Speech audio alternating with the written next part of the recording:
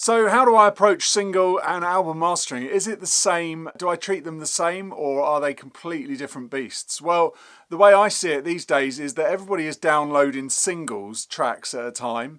So that's a big reason why it's good to, do it on a track by track basis. But the real reason why I personally do it when I'm mastering an album is that I want to get the most out of a mix that I possibly can, and I want to get a track sounding the best I possibly can, and I want it to get it to the best possible level that I can for the genre, for the sound, for whatever the album, the piece of music is doing. So what I'm doing is, I'm mastering every track to its best ability, but I'm also will keep in mind the other tracks that are on the album, and that's purely from a level point of view. So I'm making sure that everything's at a similar level, but I'm taking every track on its individual merit. And the reason why that works so well is because if they are downloaded as a single track, it's still going to stand on its own really well. But as an album, you get everything at the similar kind of level and the kind of sound as each other.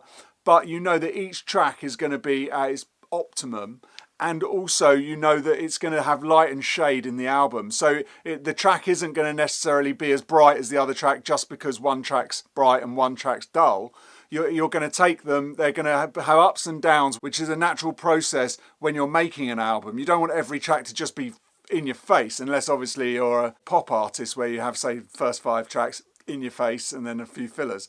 But apart from that, I also don't want to compromise one track over another. So for example, sometimes when you're mastering an album, you start with one track, you get a sound for that track, you might move on to the next track. You're going to kind of take a few of those settings along with you because the sound, some of the time, if it's the same mix, the same producer is going to be the same. So I'm going to move along and go that way. But if the first track was really dull and then this track is really bright, I don't want to use the same thing. So as I just previously said, I need to take them on their own merit, and I don't want to compromise one track over another, because why would I make one track sound bad because the mix of the one before was bad?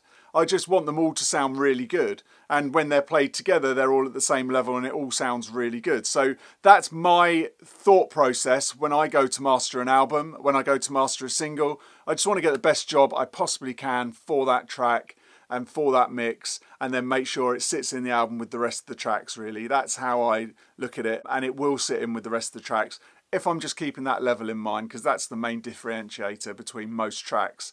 It's just the slight level variance between each track on an album. So I hope that helps you with your album and single mastering, how to get your head around that. If you like this content, please make sure you subscribe to my channel and go to Streaky.com, sign up for my newsletter, the Audio Anoraks newsletter, where you get loads of free bonuses and stuff to download. So go to Streaky.com now.